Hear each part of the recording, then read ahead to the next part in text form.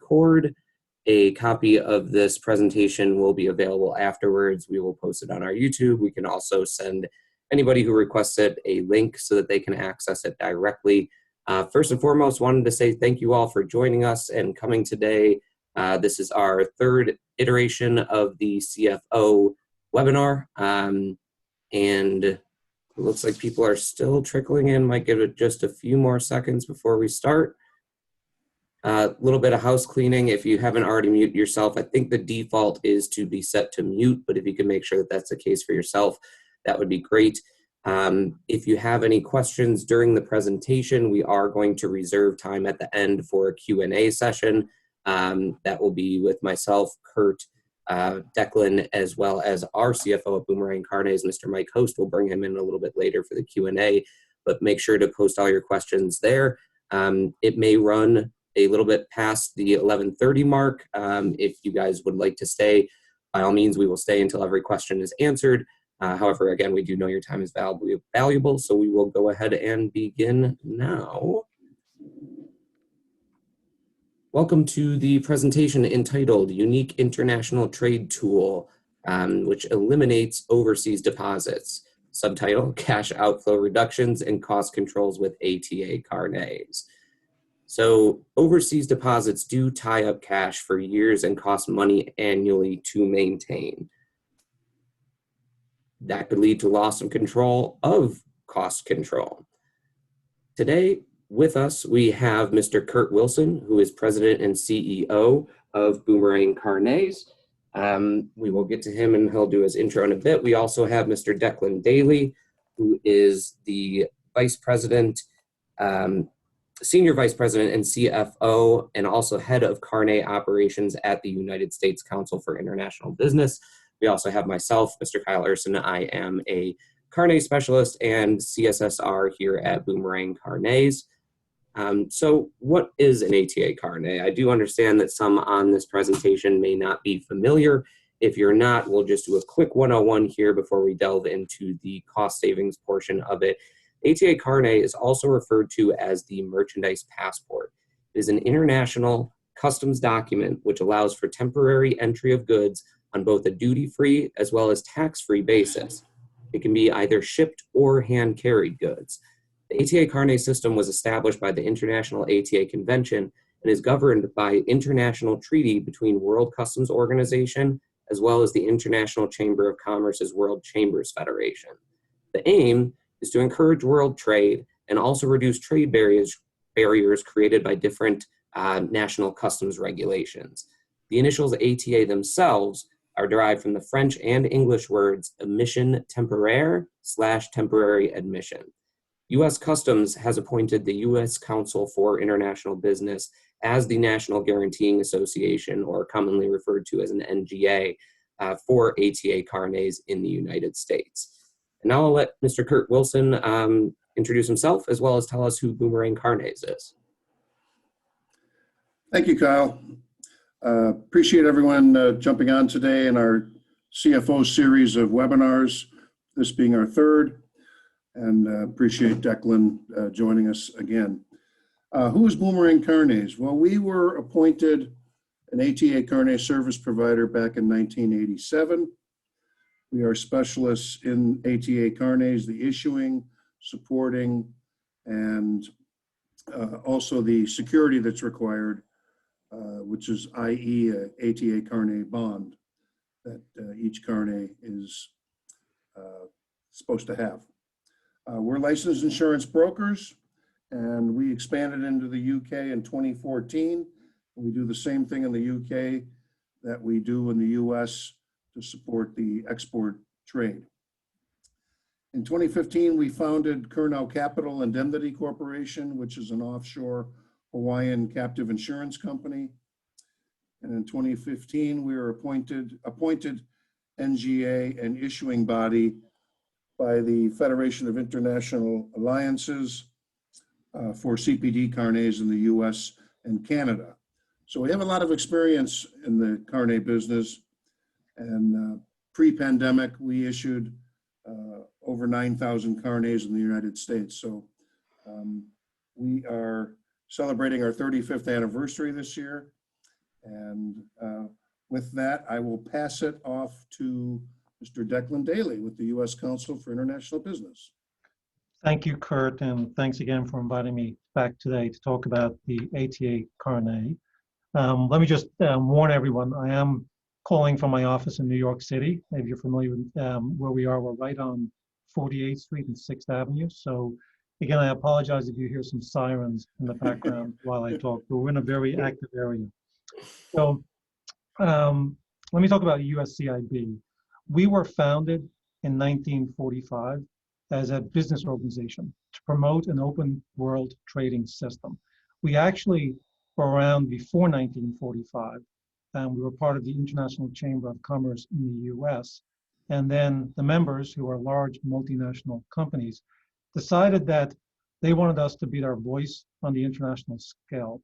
So they moved us out of our office in DC, set us up as a separate organization, and moved us to New York City, and to be closer to the United Nations, which was just founded in 1945, and also to be in the business capital of the world, New York City. We are a multi-sectoral membership. We have over 300 members, largely made up of multinational companies, a lot from the Fortune 500 list, law firms, and industry business associations.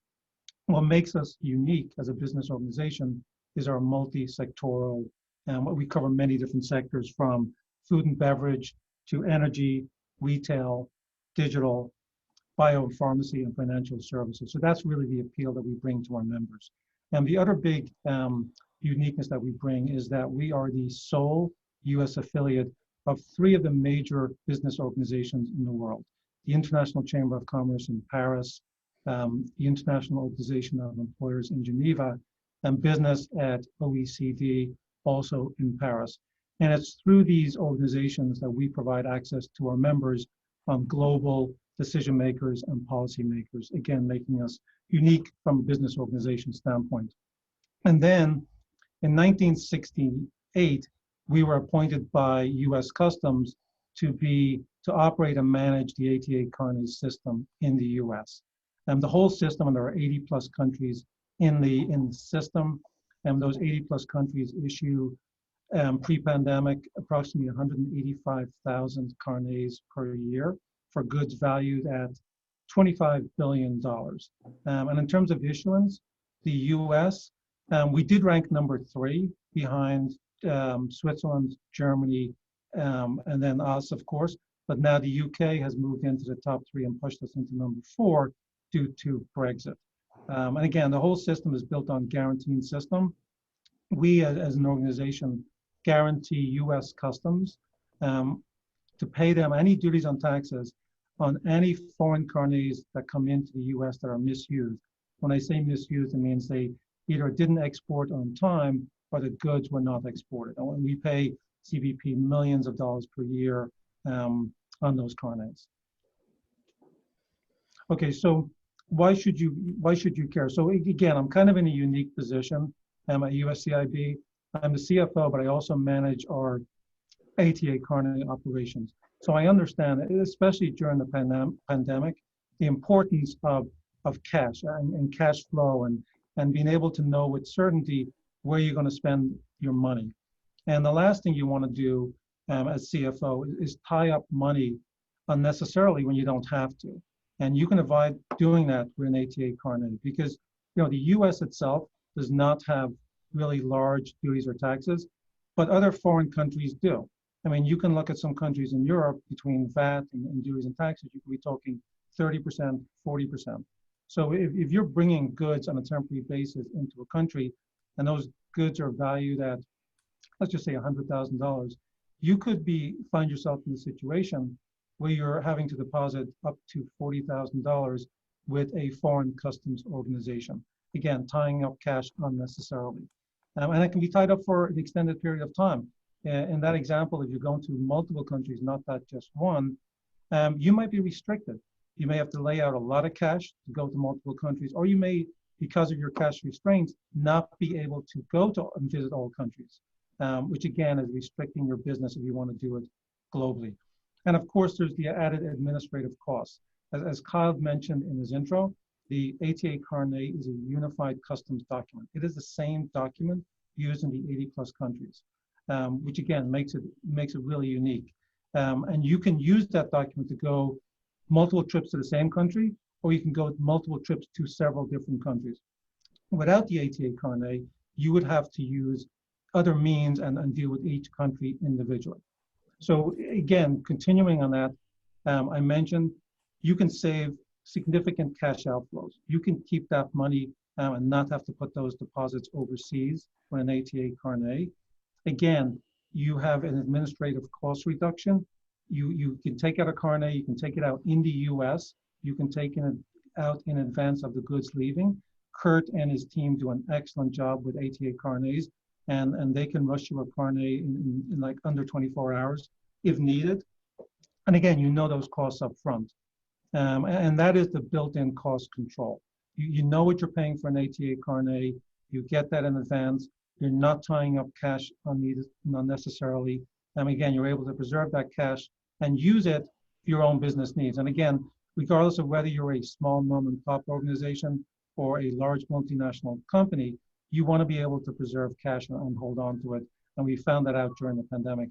Having cash was a big help.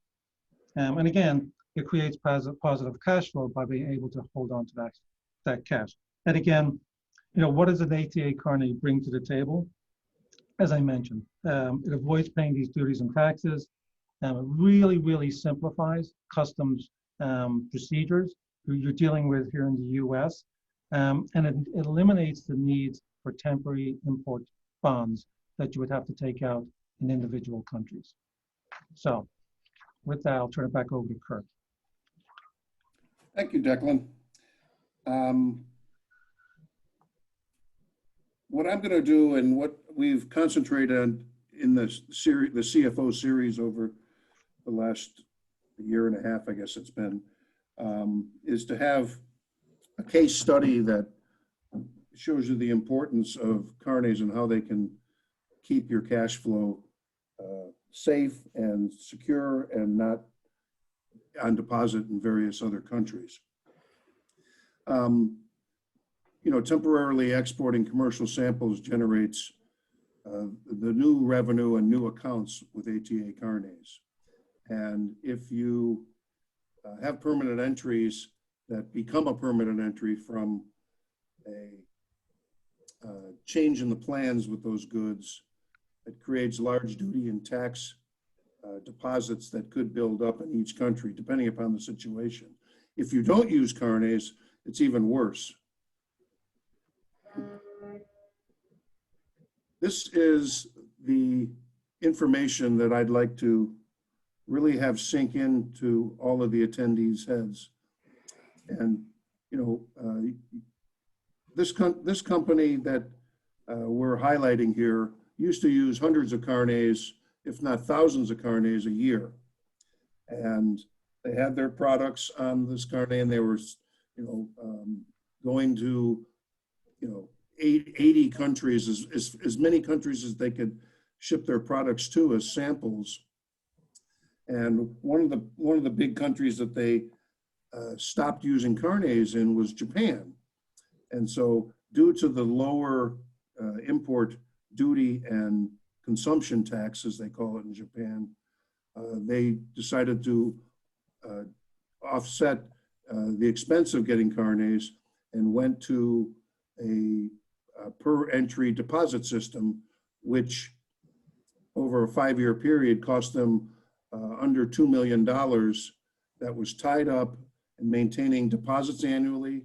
They were losing interest on that money.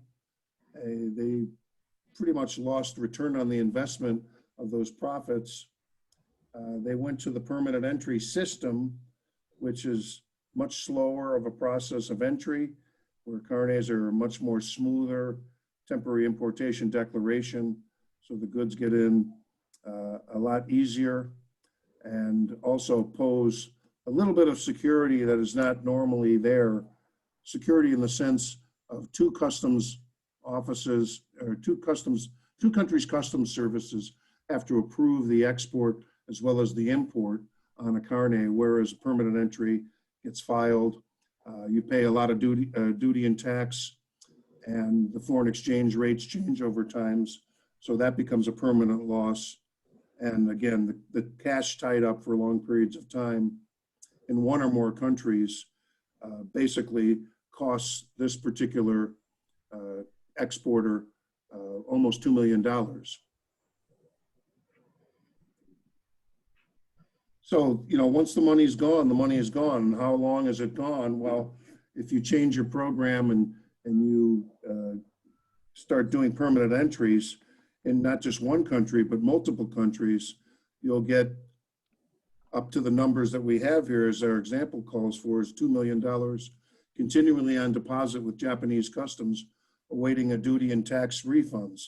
And as sad as it may be in today's economy, even customs services, the last thing governments want to do is return money. And that is why the Carnet is such a useful tool. Again, like Declan emphasized, you free up your cash, you free up your ability to show your products overseas at a much less cost. And these days, every penny helps as far as having to pay the 20–30% increase on shipping, as well as all the various infrastructure costs that you have to go through with having products permanently entered into a country. You have to maintain deposits annually. You have to endure the exchange rate, which are losses over time. There's a lot of exposure to your cash security there. And permanent entries and filing for duty tax refunds are all part of the program if you don't use Carnets.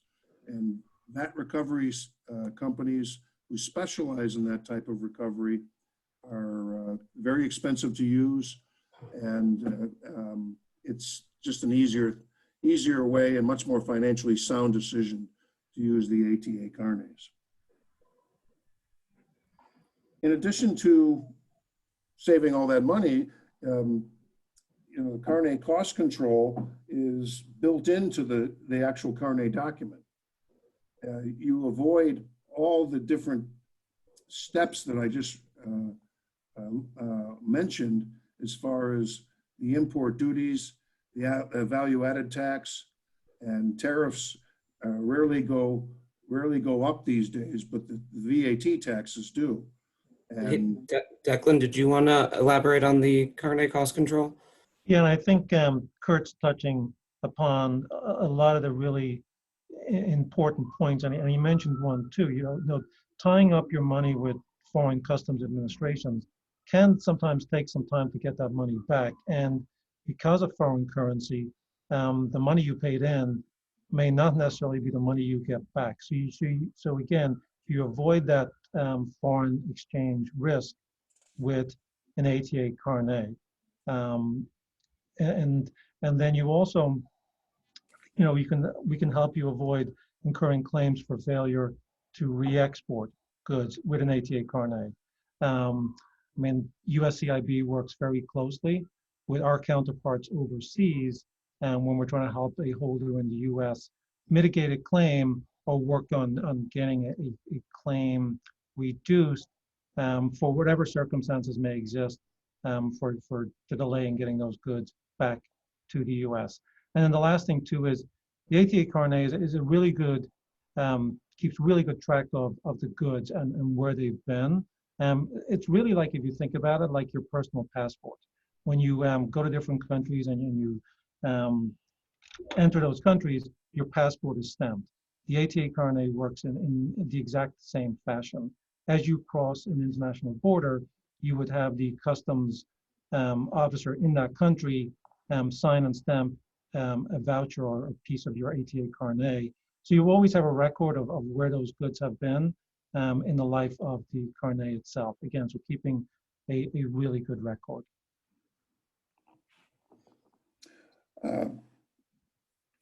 The slide that you're seeing now is two industries that are obviously in the entertainment industry, but the international tours have started again worldwide, and these tours include multiple countries, very high values, both on the orchestra side as well as the entertainment side, rock and roll bands, and usually the high values are put on Carnet. And this is saving literally tens of millions of dollars in touring expenses, tying up cash, the other costs that are involved with an international tour like this in this industries. And using Carnets is, just the golden goose that lays the golden egg is the ATA Carnets in the touring business, and it saves millions. So it's just another example of the wide use, both through industries, entertainment, manufacturing, all the main industries that are worldwide these days, and increasing in the usage of Carnets. So it's just another example of how much money you can save using ATA Carnets. We even put horses on Carnets this year Oh, after yeah. COVID kind of eased up a little bit. We had a very large influx of horse equine Carnets being going out. It was fun on that one. Kurt was even working on a deal with some racing pigeons, if you believe that. So Declan and Kurt kind of just elaborated on obviously the financial aspect of it, but another thing that's really great to understand and great to know is that not only is it very, very economical and such a large cash saving and fund saving tool, it's also very easy. It's not a difficult process in order to get an ATA Carnet.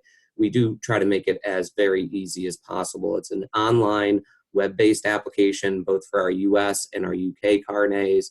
You're applying for the security, as Kurt had mentioned, the ATA Carnet surety bond that goes behind the Carnet. That's the financial guarantee. It's essentially the reason you don't get assessed duties and taxes, because Customs knows there's a financial promise, a bond that tells them they're going to get their duty and tax money if there's a non-re-export of the goods. But you're applying for that bond at the same time. You don't have to fill out extra paperwork or get other entities involved. We truly are a 24/7, 365 operation. Kurt takes phone calls in the middle of the night, probably more than he would like to admit, especially with our UK operation, but we're here holidays, weekends, after hours, we're always on call. As Declan said, we can issue Carnets very rapidly. We've got partners with printers throughout the US. Usually it's just a 24-hour turnaround time. There's a compliance toolkit available on our website. Our public site, not where you're logged into the account, really does have a vast wealth of information on the ATA Carnet system in general, things to know, things to prepare for when applying. We have video resources. We have customs, airports, maps. If you're hand carrying, you can find out where customs is. So check that out if you ever get a chance. We also offer what we like to call the boomerang benefit, being able to issue both in the US and in the UK. For ATA Carnets. And the last point we just keep hammering home here is ATA Carnets are not expensive. They're a low cost way to manage your temporary exports without, of course, being levied all the import duties and taxes. So with that, we'll leave a little bit. I know we're about 5 minutes on. Again, we will stay until every question is answered. I would like to, at this point, promote two panelists, as our program says here, Mr. Mike Host. He is our CFO here at Boomerang Carnets. He actually played a large part in the development of the information contained in this webinar. So let me go ahead and bring him on here. I will let him introduce himself, and he will stay on to facilitate any questions from a CFO perspective. So Mike, I think you're on. And you're muted. Get my camera going. There we are. Good morning, everybody. I want to reinforce what Kyle, Kurt, and Declan have presented. They did an excellent job. And since I'm supposed to be the money man, I watch all these things, including ours, and it's real, especially that example that Kurt gave with regard to the exporter who decided not to use Carnets and tied up $2 million, of which about $1 million was permanently lost. The other thing that you should consider in the use of carnets is a cost saving with regard to short-term interest. Now, in the past, interest rates haven't been too significant and not too much of an attention getter, but now since the Fed is jacking up interest rates left and right every quarter, if you're financing your cash flow with short-term borrowings, the interest rate increases in response to inflation suppression are going to hurt. So factor that into your decision and be advised. Thanks, Mike. That's that's what we're all looking at is the rise in costs to go to the grocery store and pump gas in your car, and airline rates and cargo rates, and every deal has to be compared to what the most economical way is. And the no-brainer, as I call it, is the ATA Carnet, and you know exactly what you're saving, which could mean the difference between making a sale overseas and missing a sale overseas, and making it profitable enough to send the goods over there for a demonstration or go to a trade show. And the marketplace is the whole world now, so carnets should be right on top of your things to do before you ship, and that is what we're specialists at. And there's no wrong answer, no wrong question, I should say, and we have very much experience behind us to help you out any way we can. So please don't hesitate. We don't charge for phone calls, and we don't especially charge for answers. It doesn't look like anybody has typed anything into the chat. We'll give it a couple of minutes to see if people do, but while we're doing that, just know this is our contact information. If questions do arise afterwards, or if you want a copy of the presentation, there's Kurt, Declan, and my emails. Again, visit our website. There's a real wealth of info there. That 800 number you see on there is not like any other 800 number you're used to. You do not have to battle through any menus or anything. It goes right to my team on operations. And again, we are here 24/7. So if you guys have any questions, as of right now, type them into the Q&A. Otherwise, feel free to reach out to Kurt, myself, Declan, anybody on our respective teams, and we'd be more than happy to assist. Thank you, everyone, for joining us. And if there's no questions, may you have a good rest of your day. Thank you, Thanks, Declan. Kurt. Bye, everyone. Mike. Thanks, Thank you. Declan. Thanks, Thank- Mike. Okay, thanks, everyone.